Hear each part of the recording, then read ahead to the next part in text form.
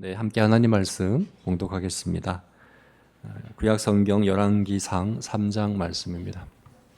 구약 성경 열왕기상 3장 9절부터 28절까지 말씀 우리 한 절씩 교독하시겠습니다. 3장 9절부터 28절까지의 말씀입니다.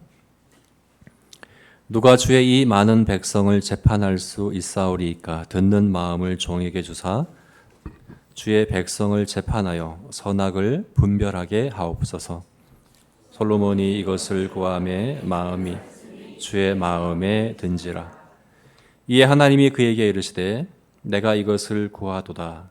자기를 위하여 장수하기를 구하지 아니하며 부도 구하지 아니하며 자기의 원수의 생명 멸하기를 구하지도 아니하고 오직 송사를 듣고 분별하는 지혜를 구하였으니 내가 내 말대로 하여 내게 지혜롭고 총명한 마음을 주노니 내 앞에도 너와 같은 자가 없었거니와 내 뒤에도 너와 같은 자가 일어남이 없으리라.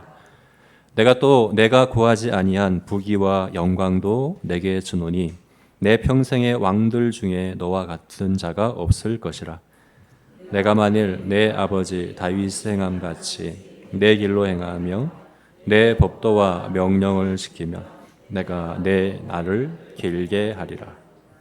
솔로몬이 깨어보니 꿈이더라. 이에 예루살렘에 이르러 여호와의 언약궤 앞에 서서 번제와 감사의 제물을 드리고 모든 신하들을 위하여 잔치하였더라.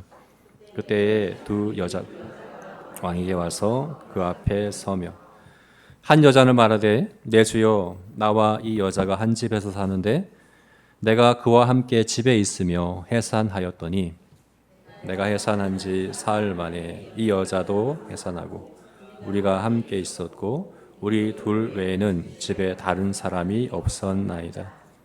그런데 밤에 저 여자가 그의 아들을 위하여 누움으로 그의 아들이 죽으니 그가 밤중에 일어나서 이 여종 내가 잠든 사이에 내 아들을 내 곁에서 가져다가 자기의 품에 누이고 자기의 죽은 아들을 내 품에 뉘었나이다.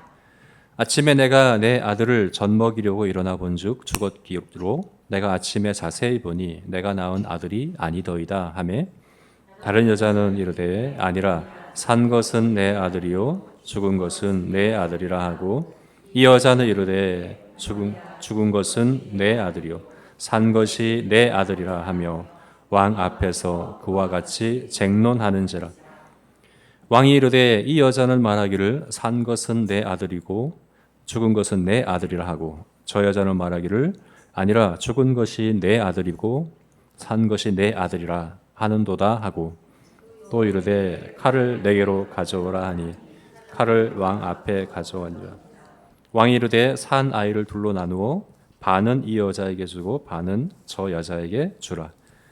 그 산 아들의 어머니 되는 여자는 그 아들을 위하여 마음이 불붙는 것 같아서 왕께 아뢰어 청하건대 내 주여 산 아이를 그에게 주시고 아무쪼록 죽이지 마옵소서 하되 다른 여자는 말하기를 내 것도 되게 말고 내 것도 되게 말고 나누게 하라 하는지라.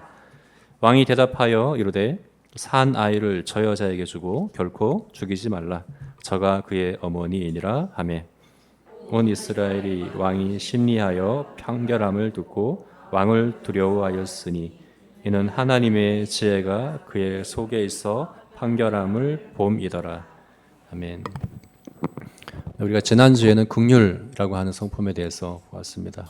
긍휼이라는 성도의 성품은 우리가 누군가를 불쌍히 여기는 마음, 가엾게 여기는 마음이 다 성도의 성품인 긍휼은 아니라고 했죠. 성도의 성품인 긍휼은 중요한 두 가지 특징이 있습니다. 어떤 특징이었습니까? 첫 번째는 성도의 성품으로 누군가를 긍휼히 여길 때는 반드시 낮아지고 겸손해야 된다 하는 거죠.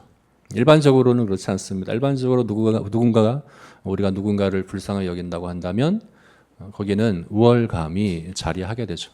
그래서 긍휼의 반쪽은 우월감이다. 내가 더 낫다라고 여기는 마음이 있게 마련입니다. 그런데 성도의 성품으로 누군가를 불쌍히 여길 때는 그렇지가 않은 거죠. 이것은 마치 100데나리온 빚진 동료를 불쌍히 여기는 마음과 같아요. 100데나리온 빚진 동료를 불쌍히 여길 때는 먼저 자신이 1만 달란트를 탕감받았다는 것을 아는 거죠. 그래서 하나님 앞에서 내가 진 빚이 얼마나 크고 또 그 빚을 탕감하기 위한 우리 하나님의 은혜가 얼마나 큰지를 알 때 낮아질 수밖에 없죠.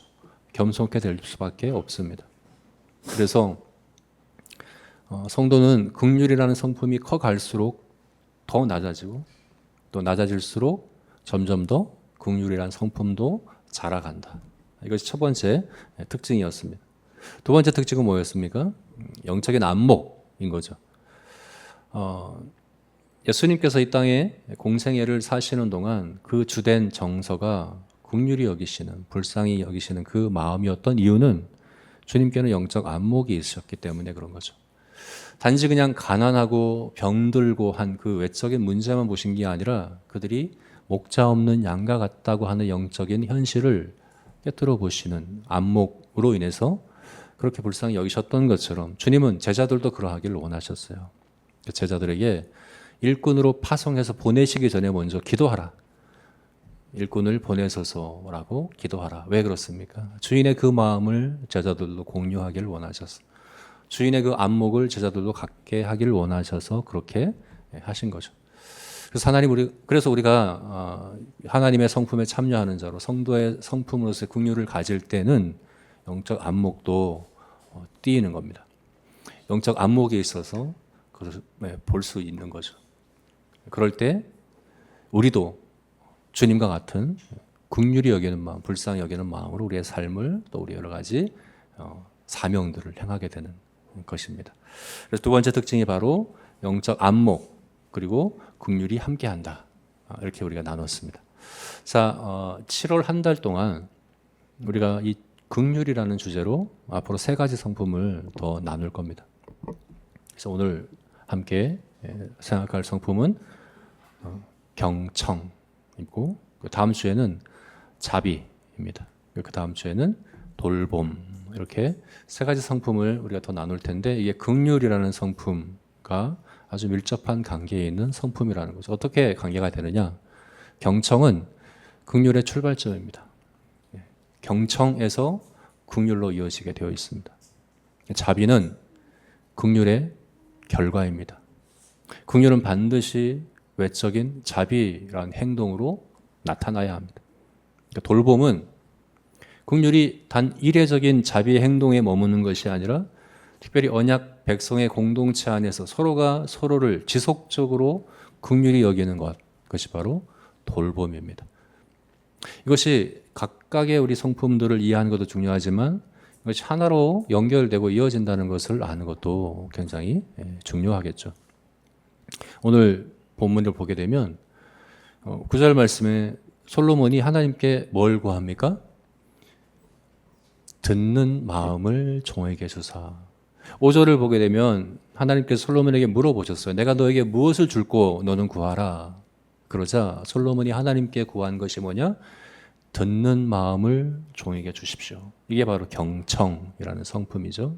그래서 하나님은 솔로몬의 이 간구를 기뻐하셨어요. 마음에 기뻐하시면서 솔로몬에게 이 듣는 마음을 주셨습니다. 그리고 바로 이어지는 말씀이 뭐냐? 재판 장면이죠. 우리 유명한 솔로몬의 친자 확인 소송인 거죠. 그 재판 유명하잖아요, 그죠? 솔로몬이 많은 재판을 했을 것인데 성경에는 이 재판 하나밖에 안 나와요. 왜 이 하나밖에 안 나오는가? 바로 이 듣는 마음을 하나님께서 주실 때 그 재판에서 그것이 어떻게 나타나는가를 이 재판이 잘 보여주는데 특별히 긍휼이 나타나는 걸 볼 수 있어요. 솔로몬에게는 하나님께서 긍휼을 주신 게 아니라 듣는 마음을 주셨어요. 그런데 솔로몬은 긍휼히 여기는 자가 된 걸 볼 수 있죠. 오늘 본문 보게 되면 26절을 볼까요? 26절 한번 보겠습니다. 26절 같이 한번 읽어볼까요?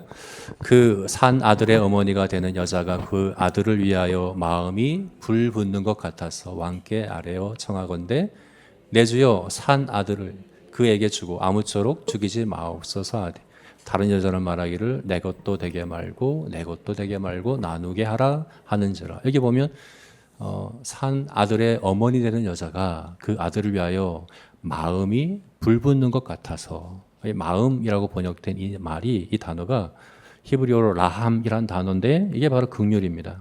다른 데서 긍휼이라고 번역되는 단어예요. 그래서 우리가 긍휼의 가장 대표적인 예를 들어본다면 바로 엄마의 마음이에요. 그래서 이것을 세번역 성경은 모정이라고 번역을 했어요. 모정이 불타는 것 같아서, 엄마의 자녀를 향한 마음이 불타는 것 같아서 이렇게 번역을 했어요. 근데 이 재판이, 솔로몬이 바로 이 엄마의 자녀를 향한 그 마음을 헤아린 재판이거든요. 그래서 솔로몬도 그 엄마 못지않게 긍휼히 여기는 마음을 이 재판을 통해서 보였다는 걸 우리가 볼 수 있습니다. 그래서 듣는 마음은 긍휼로 이어집니다.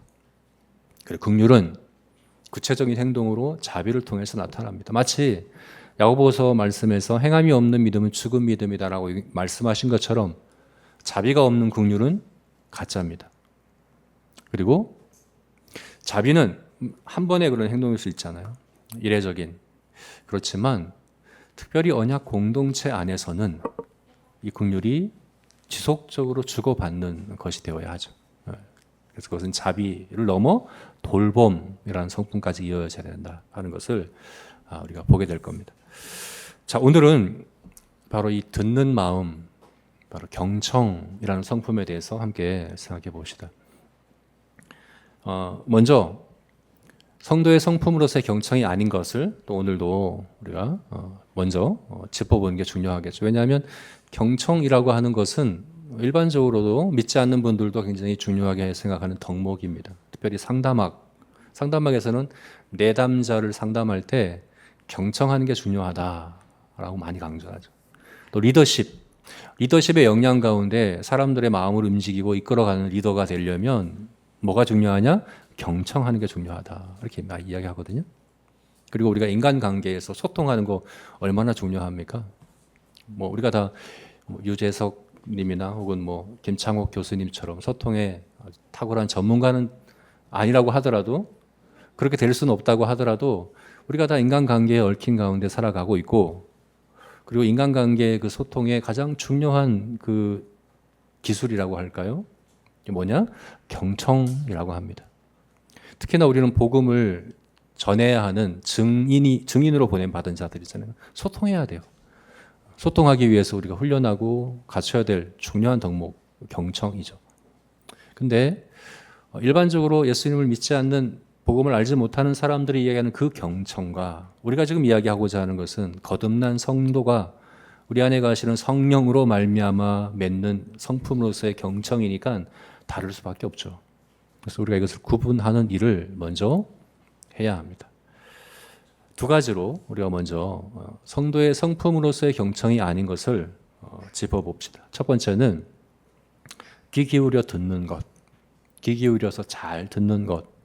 이것은 성도의 성품으로서의 경청이 아니다. 물론 그게 포함될 수는 있습니다. 그러나 거기만 머무는 것은 성도의 성품으로서의 경청이 아니다 라고 이야기할 수 있습니다. 원래 경청이란 단어가 한자어잖아요. 기울일 경자에 들을 청자입니다. 그래서 문자적인 사전적인 의미가 귀 기울여서 잘 듣는 것, 이게 경청이에요. 그래서 우리가 경청? 그래, 귀 기울여서 잘 듣는 것이구나 라고만 생각하기가 쉽습니다. 오늘 본문에서도 솔로몬이 잘 귀 기울여 듣는 사람이라는 것을 우리가 알 수 있어요. 오늘 본문에 보게 되면 16절에 그때에 창기 두 여자가 왕에게 와서 그 앞에 서며 한 여자가 말하되. 여러분, 우리가 지금 두 창기가 왕 앞에 와서 자신들의 문제를 아뢰고 왕이 그 소리를 듣고 있는 게 당연하다고 여기면 안 돼요. 놀라운 장면이에요. 이스라엘 백성들 가운데는 창기는 있으면 안 돼요. 하나님께서 이스라엘 백성들 가운데 창기가 있어서는 안 된다라고, 가증스러운 거라고 말씀하셨어요. 창기가 번 돈은 성전에 헌금도 하지 못하게 하셨어요. 근데 그 창기 두 사람이 왕 앞에 와서 자기 사건을 아뢰고 있는 거예요. 아마 이스라엘 백성들이 영적으로 도덕적으로 가장 무시하고 외면하고 멀리하고 또 귀를 기울이지 않고 해야 될 사람들이 있다면 창기가 아니겠습니까?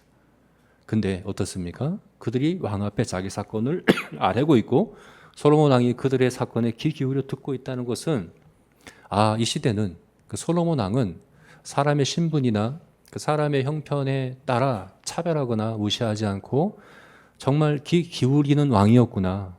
귀 기울일 준비가 되어 있는 그런 왕이었구나 하는 걸 알 수 있잖아요. 정말 잘 듣는 사람이었던 것 같아요. 솔로몬 왕은 잘 듣는 사람이었던 것 같아요. 근데 그러면 하나님께 듣는 마음을 내게 주소서라고 했던 그 듣는 마음이 이렇게 사람들의 말에 귀를 기울여 잘 듣는 것, 이걸 얘기하는 거구나 라고 생각하면 그건 잘못된 생각이라고 볼 수 있어요. 성도의 성품으로서의 경청, 귀 듣는 마음, 이거는 단순히 잘 듣는 것만을 이야기하는 게 아니에요. 그 이상입니다. 왜 그렇습니까? 오늘 본문 보게 되면 우리 17절부터 22절 다시 한번 읽어볼까요? 같이 읽겠습니다. 한 여자는 말하되 내 주여 나와 이 여자가 한 집에서 사는데 내가 그와 함께 집에 있으며 해산하였더니 내가 해산한 지 사흘 만에 이 여자도 해산하고 우리가 함께 있었고 우리 둘 외에는 집에 다른 사람이 없었나이다. 그런데 밤에 저 여자가 그의 아들 위에 누움으로 그의 아들이 죽으니 그가 밤중에 일어나서 이 여종 내가 잠든 사이에 내 아들을 내 곁에서 가져다가 자기의 품에 누이고 자기의 죽은 아들을 내 품에 뉘었나이다. 아침에 내가 내 아들을 전 먹이려고 일어나 본즉 죽었기로 내가 아침에 자세히 보니 내가 낳은 아들이 아니더이다 하매 다른 여자는 이르되 아니라 산 것은 내 아들이요 죽은 것은 내 아들이라 하고 이 여자는 이르되 아니라 죽은 것이 내 아들이요 산 것이 내 아들이다 하며 왕 앞에서 그와 같이 쟁론하는지라. 두 여자가 하는 말이 같아요. 의도적으로 성경이 지금 같은 말을 반복하고 있어요. 너와 나만 달라졌어요. 이 여자는 이르기를 산 것은 내 아들이고 죽은 것은 내 아들이다. 이 여자 똑같이 아니라 죽은 것이 네 아들이고 산 것이 내 아들이다. 순서만 다르죠. 똑같은 말을 반복합니다. 또 똑같은 말을 둘이 합니다. 사실은 이 두 사람은 창녀이기 때문에 여러 인간 관계와 교류를 하지 않았던 사람들인 것 같아요. 둘밖에 없었다. 집안에 둘만 있었다. 그러니까 증인도 없는 거예요. 이 아이가 누구의 아들이다 증언해 줄 사람도 없습니다. 증거도 없습니다. 있는 건 유일하게 이 사람 주장밖에 없어요. 이것도 추론에 의한 거예요. 자기가 직접 목격한 것도 아니에요. 자기 잠자던 사이에 일어났다고 얘기하잖아요. 그럼 어떻게 죽은 걸 어떻게 깔고 누워서 죽었다는 걸 어떻게 압니까? 이것도 추측한 거잖아요. 그죠? 깔고 누워서 죽었겠거니 추측해서 저 여자가 그렇게 하고 내가 잘 때 바꿔치기 한 겁니다. 라고 주장을 하는데 직접 목격한 것도 아니고 추측해서 이야기하고 있고 다른 증인도 있지 않고 오늘날 같으면 유전자 검사하면 대번에 알 수 있겠지만 당신은 그런 것도 없어요. 대부분은 말을 통해서 증언을 통해서 재판을 해야 됩니다. 그런데 똑같은 얘기를 하는 거예요. 똑같은 말을 하는 거예요. 그러면 잘 듣기만 하면 될까요? 귀 기울여서 제가 이제 인터넷 찾아보니까 경청하는 법, 앞으로 몸을 약간 기울이고 바른 자세를 하고 눈을 맞추고 고개를 끄덕이고 그래 이렇게 리액션을 취해줘서 잘 듣고 있다는 걸 알려주고 이렇게 하라고 그래요. 뭐 특별한 게 아니잖아요. 그래서 우리도 충분히 할 수 있는 거고 또 훈련해야 돼요. 필요한 겁니다. 솔로몬이 지금 듣는 마음이라는 게 그런 걸까요? 두 사람이 듣기에 왕이 우리 말을 정말 잘 듣고 있구나. 귀 기울여서 잘 듣고 있구나. 라는 걸까요? 그것만으로는 해결되지 않는 문제예요. 해결될 수가 없어요. 말로만이 해결이 안 됩니다. 말만 잘 들어서 되는 게 아니에요. 그 이상의 것을 봐야 돼요. 그래서 솔로몬이 지금 여기서 구하고 있는 듣는 마음이란 그냥 말만 잘 듣는 게 아니에요. 그럼 뭘까요? 그래서 우리가 생각해 볼 수 있는 게 마음을 공감하고 이해하는 것이구나 라고 생각해 볼 수 있죠. 그렇게 늘 이야기합니다. 상담학에서.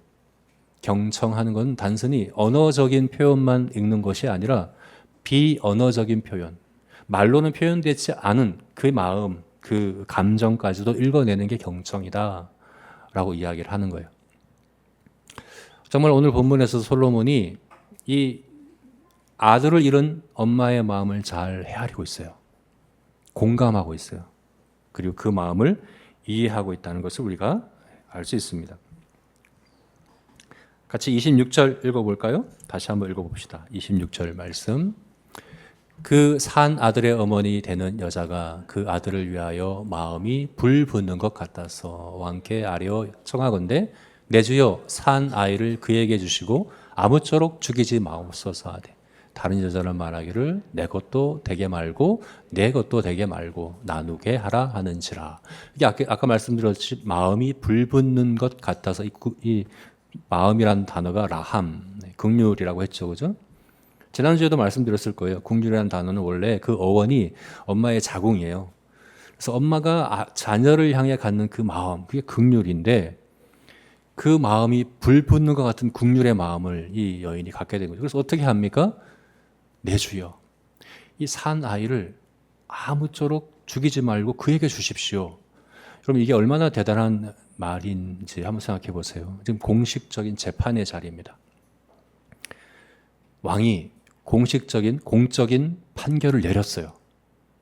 집행관에게 명령을 내렸어요. 이것은 그냥 하는 말이 아니라 공적인 명령이에요. 재판관은 따라야 돼요. 어떤 명령입니까? 칼을 가져와서 아이를 반으로 잘라라. 이 명령을 지금 내린 거예요. 우리가 생각할 때는 에이 설마 정말 산 아이를 죽이라고 했겠어 라고 생각할 수 있을지 모르겠지만 그 자리에 있는 그 아이의 엄마는 그렇게 생각할 수 있는 형편이 아닌 거예요. 집행관은 설마 왕이 이렇게 얘기하면 안 돼요. 집행관은 무조건 명령에 따라야 되는 상황이에요. 지금 공식적인 판결이 내려진 거예요. 죽여라. 그러니까 이 아이의 엄마가 마음이 불붙는 것 같아요. 불타는 것 같아요. 그래서 뭐라고 얘기합니까? 내 주여 이 산 아이를 저 여자에게 주십시오. 그리고 아무쪼록, 이 아무쪼록이 제발입니다. 제발 죽이지 말아 주십시오. 이렇게 간청을 합니다. 여러분 이거는 자기가 뒤집어 쓰겠다는 거예요. 그죠? 자기 사실 죄를 자백하는 것 같아요. 신명기 24장 말씀에 유괴하는 것은 사형에 처하라고 되어 있어요. 자기가 유괴범이라는 거예요. 그리고 저 여자가 아니라 내가 자다가 아이를 죽인 내가 살인자라는 거예요. 그리고 왕 앞에서 내가 거짓 증언해서 이웃을 해하려고 하는 그런 죄인이라는 거예요. 유괴의 죄도 저지르고 살인죄도 저지르고 거짓 증언도 하고 십계명을 다 어겼어요. 그러면 법적으로는 사형에 처해져야 되는 거예요. 지금 자기 죄를 자백하고 있는 거예요. 자기 아들이 죽게 생겼으니까 자기 아들을 살리고자 자기가 죽겠다는 거예요. 그게 엄마의 마음이거든요. 내가 대신 죽겠습니다 하는 건데, 근데 이거는 공식적인 재판의 자리이기 때문에 정말 그럴 각오로 얘기하는 거죠. 제가 범인입니다. 제가 그랬습니다. 그러니 제발 이 아이는 살려주십시오 라고 이야기를 하는 거예요. 근데 자세히 보시면요, 26절에 산 아이를 그에게 주시고 아무쪼록 죽이지 마옵소서. 산 아이를 그에게 주시고 아무쪼록 죽이지 마옵소서. 이 단어를, 이 문장을 27절에서 솔로몬이 똑같이 따라합니다. 27절 보게 되면 왕이 대답하여 이르되 산 아이를 저 여자에게 주고 결코 죽이지 말라. 히브리어로 보면 똑같아요. 근데 한 단어만 달라요. 여자가 얘기할 때는 아무쪼록 제발이라고 했는데 솔로몬은 뭐라고 합니까? 결코라고 이 단어만 바꿔서 이야기한 거죠. 제가 생각할 때 이 제발이란 이 한 단어에 엄마의 마음이 다 들어있는 것 같아요. 제발 죽이지 말아 주십시오. 그리고 그 엄마의 마음을 헤아린 이 솔로몬 왕의 그 마음이 결코라는 말에 들어있는데, 이 결코라는 말이 자연스러운 문장이 아니에요. 굉장히 강조하는 문장이에요. 그냥 단순히 아이를 죽이지 말라는 게 아니에요. 절대로 죽이지 말아라. 강조해서 지금 이야기를 하는 거죠. 그래서 이야기를 합니다. 저가 그의 어머니니라. 그 엄마의 자녀를 향한 마음을 이해하고 공감한, 헤아린 그런 재판이에요. 그래서 우리가 이렇게 생각할 수 있는 거죠. 아, 듣는 마음은 뭐냐? 그냥 말만 귀 기울여서 잘 듣는 게 아니라 말로 표현되지 않은 그 마음의 중심, 감정, 이것까지도 헤아리고 그것까지도 공감하고 이게 듣는 마음, 경청, 성도의 성품으로서 경청이구나 라고 우리가 생각할 수 있어요. 근데 여러분, 물론 이것도 필요합니다. 그렇지만 이것만으로는 듣는 마음을 다 설명할 수는 없어요. 성도의 듣는 마음은 이것 이상입니다. 잘 귀 기울여 듣는 것, 그 마음을 헤아리고 공감하는 것, 그 이상의 마음이에요. 어떻게 알 수 있을까요? 마지막 28절 말씀 같이 읽어볼까요? 같이 읽겠습니다. 온 이스라엘이 왕이 심리하여 판결함을 듣고 왕을 두려워하였으니 이는 하나님의 지혜가 그의 속에 있어 판결함을 봄이더라. 온 이스라엘 백성들이 왕을 두려워합니다. 이 사건을 보고. 왜 그럴까요? 여러분, 왕이 엄마의 마음을 잘 헤아리고 공감하는 것이 듣는 마음이라고 한다면 두려워할 필요는 없지 않습니까?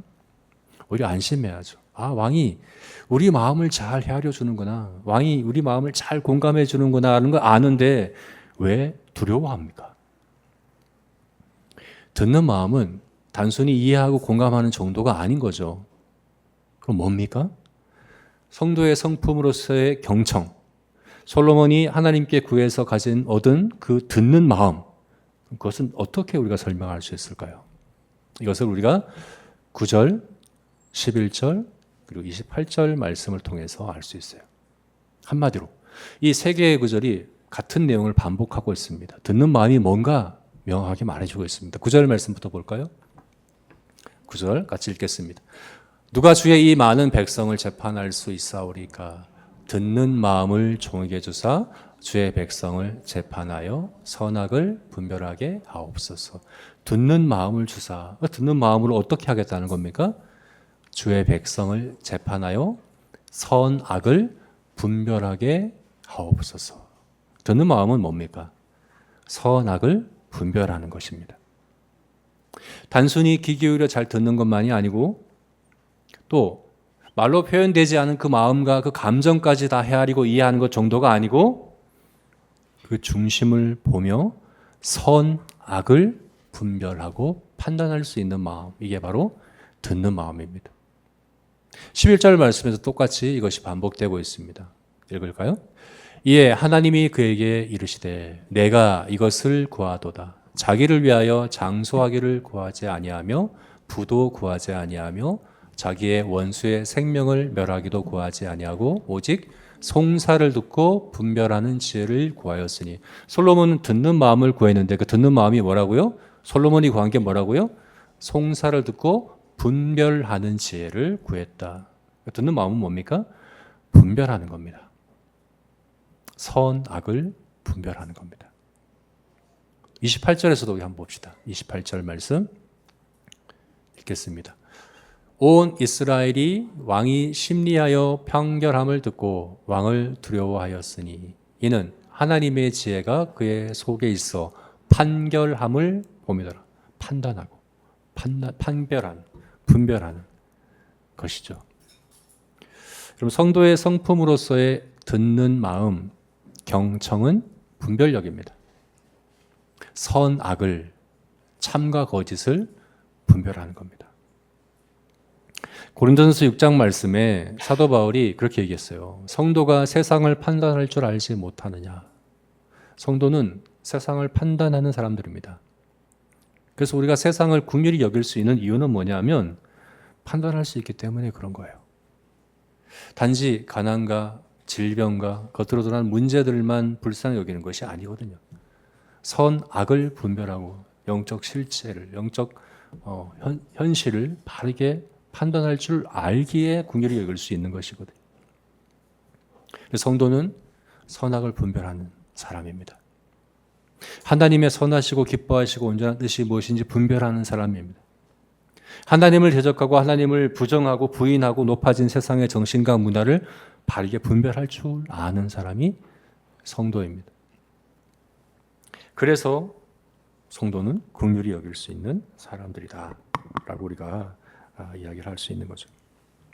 자, 그래서 여러분, 듣는 마음, 경청은 말을 귀 기울여 잘 듣고 그 마음과 그 감정을 잘 헤아리고 공감하고 그리고 그것을 넘어서 그 마음의 중심을 보며 선, 악, 참과 거짓을 분별하고 판단하고 결정할 수 있는 것이 바로 성도의 듣는 마음이라는 성품이다. 이렇게 결론 내릴 수 있겠습니다. 이제 이것을 우리가 어떻게 적용시킬까? 우리는 어떻게 솔로몬과 같은 듣는 마음을 성품으로 가질 수 있을까에 대해서 우리 세 가지로 우리 자신들에게 적용해 봤으면 좋겠습니다. 어떻게 세 가지입니까? 첫 번째는 하나님을 경외하자. 두 번째는 먼저 그의 나라와 의를 구하자. 그리고 세 번째는 외모만이 아니라 그 중심을 살피자 하는 것. 이렇게 우리가 적용해 볼 수가 있겠습니다. 각각 자세히 구체적인 의미를 생각해 봅시다. 첫 번째는 하나님을 경외하자. 여호와를 경외하자입니다. 여러분, 솔로몬이 쓴 잠언에서 솔로몬의 이 지혜에 대해서 솔로몬이 뭐라고 이야기합니까? 잠언 1장 7절과 9장 10절 한번 읽어볼까요? 잠언 1장 7절 그리고 9장 10절 우리 같이 한번 읽겠습니다. 여호와를 경외하는 것이 지식의 근본이거늘 미련한 자는 지혜와 훈계를 멸시하느니라. 무엇이 지식의 근본이라고요? 여호와를 경외하는 것이. 9장 10절 말씀도 읽겠습니다. 여호와를 경외하는 것이 지혜의 근본이요 거룩한 자를 아는 것이 명철이니라. 솔로몬의 지혜는 어디서부터 비롯됐습니까? 그 지혜의 근본이 뭡니까? 지혜는 어디에서부터 시작이 되었습니까? 솔로몬이 이야기를 하는 거예요. 여호와를 경외하는 것에서부터 비롯되었다. 여러분, 하나님께 듣는 마음을 주셔서 구했고 하나님은 듣는 마음을 주셨습니다. 그렇다고 가만히 있으면 되는 게 아닌 거죠. 그냥 하나님께 주세요라고 가만히 있으면 되는 게 아닌 거죠. 솔로몬이 얘기하는 거예요. 우리가 여호와를 경외하기를 힘써야 된다는 겁니다. 오늘 본문에서도 그 여호와를 경외하는 마음을 엿볼 수 있습니다.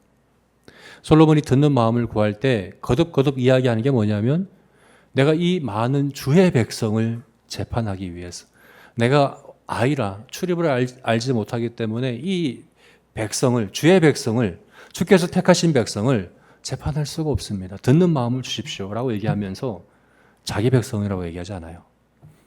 내가 내 백성을 재판하겠다고 얘기하지 않아요. 뭐라고 얘기합니까? 주님의 백성입니다. 주님의 백성을 재판하라고 주님께서 나에게 이 사명을 주셨습니다. 그러니 두려운 거죠. 함부로 할 수 없는 거죠. 내 힘으로 할 수 없다고 고백하는 거죠. 주님께서 듣는 마음을 주셔서 이 사명을 잘 감당할 수 있게 해주십시오. 이것은 주를 경외하는 마음이라는 것을 우리가 알 수 있습니다. 제가 올해 우리가 총회 교제를 통해서 성도의 성품에 대해서 56개의 성품을 나누고 있는데 한 가지 아쉬운 게 있으면 경외함이 없어요. 반드시 들어가야 될 성품인 것 같은데 경외함이라는 성품이 들어있지 않아요. 1월 달에 경건이라는 성품에 대해서 나눴습니다. 그런데 경외함하고는 좀 다르거든요. 그래서 그나마 경외함과 가장 가까운 성품이 경건인 것 같은데 제가 생각할 때 경건보다 더 가까운 성품은 경청입니다. 경청. 하나님을 경외함에서 듣는 마음, 경청이라는 성품이 비롯될 수 있습니다. 하나님을 경외하는 자가 지혜로운 자입니다. 여러분, 이거는 지능과 상관없어요. 지식과도 상관이 없어요. 우리가 잘 알듯이 마지막에 말년에 솔로몬은 타락합니다. 그죠? 타락해버렸어요. 그래서 지혜를 잃어버렸어요. 왜 그럴까요? 지능이 낮아졌나요? 지식이 다 사라져버렸으면 아닙니다. 그건 그대로 있는데 여호와를 경외함을 잃어버렸기 때문에 그런 것 아니겠습니까? 여호와를 경외하면, 여호와를 두려워하면 세상을 두려워하지 않게 됩니다. 그런데 여호와를 두려워하지 않으면 세상을 두려워하게 되어 있는 거죠. 그러면 세상을, 자기 자신을, 문제를 바르게 분별할 수가 없어요. 내가 경험하는 문제가 너무 크게 보이죠. 세상이 너무 크고 두렵게 보이죠. 나는 너무나도 작게 보이고 그럴 수밖에 없어요. 그러면 분별할 수가 없는 거예요. 그렇지만 여호와 앞에서 여호와를 경외하는 자는 세상과 나와 문제와 모든 것들을 바르게 분별하는 지혜가 있게 되는 겁니다. 그래서 여호와를 경외하는 것, 그것이 바로 듣는 마음에 이루고자 우리가 노력하고 애써야 될 가장 중요한 것이라는 겁니다. 그러므로 저 여러분이 여호와를 경외하기를 힘쓰는 그런 우리가 되었으면 좋겠습니다. 두 번째는 먼저 그의 나라와 의를 구하자 하는 겁니다. 우리 10절부터 14절 말씀 다시 한번 읽어볼까요? 10절부터 14절 같이 읽겠습니다. 솔로몬이 이것을 구하매 그 말씀이 주의 마음에 든지라. 이에 하나님이 그에게 이르시되 내가 이것을 구하도다. 자기를 위하여 장수하기를 구하지 아니하며 부도 구하지 아니하며 자기 원수의 생명을 멸하기도 구하지 아니하고 오직 송사를 듣고 분별하는 지혜를 구하였으니 내가 내 말대로 하여 내게 지혜롭고 총명한 마음을 주노니 내 앞에도 너와 같은 자가 없었거니와 내 뒤에도 너와 같은 자가 일어남이 없으리라. 내가 구하지 아니한 부귀와 영광도 내게 주노니 내 평생에 왕들 중에 너와 같은 자가 없을 것이라. 내가 만일 내 아버지 다윗이 행함같이 내 길로 행하며 내 법도로 명령을 지키면. 네, 아멘. 하나님께서 솔로몬이 구하지 않은 것도 주셨어요. 솔로몬은 듣는 마음만 구했는데 하나님께서 솔로몬에게 너에게 부도 주고 영광도 주고 명예도 주고 장수도 주고 승리도 주고 다 주겠다. 다 주겠다라고 말씀하죠. 이게 예수님께서 마태복음 6장 말씀에서 무엇을 먹을까 무엇을 마실까 염려하지 말고 이것들은 이방인들이 구하는 것이다. 너희는 먼저 그의 나라와 의를 구하라 라고 한 말씀 그대로 이제 솔로몬이 하고 있는 것을 볼 수 있지 않습니까?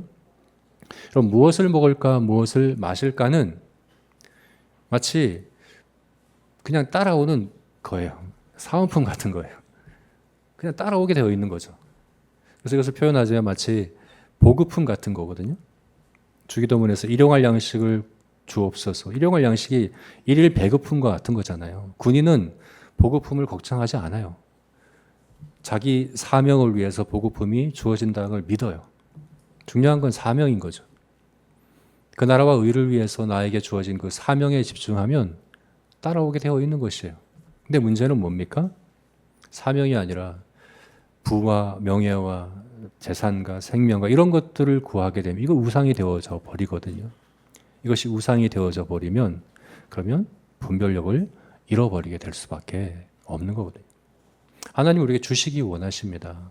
우리의 사명에 맞게 다 주시기 원하십니다. 그래서 솔로몬이 듣는 마음을 구한 것이 얼마나 기쁘셨으면 그렇죠? 나머지 것들을 다 주시는 것 아니겠습니까? 우리에게 이런 믿음이 있어야 합니다.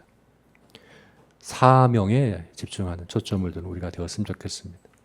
우리가 필요한 것들을 단지 내가 소유하기 위한 복으로 여길 것이 아니라 하나님이 주신 사명을 위한 필요로 여기고 소유에 욕심 낼 것이 아니라 사명에 욕심 내는 그런 저와 여러분이 되었으면 좋겠습니다. 이것이 바로 듣는 마음을 구하는 솔로몬에게서 볼 수 있는 그런 모습이라고 볼 수 있는 거죠.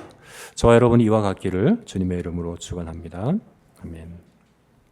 마지막 세 번째로는 외모가 아니라 중심을 살피자 하는 겁니다. 여러분, 하나님은 중심을 보십니다. 사람은 내가 보는 것은 사람과 같지 아니하니 사람은 외모를 보거니와 나 여호와는 중심을 보느니라. 성경이 말씀하고 있죠, 그죠? 우리 하나님은 중심을 보십니다. 오늘 본문에서 솔로몬이 결국은 그 여인의 중심을 봤죠, 그죠? 그의 지위, 그의 환경, 그의 상황, 그의 말 이게 아니라 그 마음의 중심을 보았습니다. 어떻게 해요?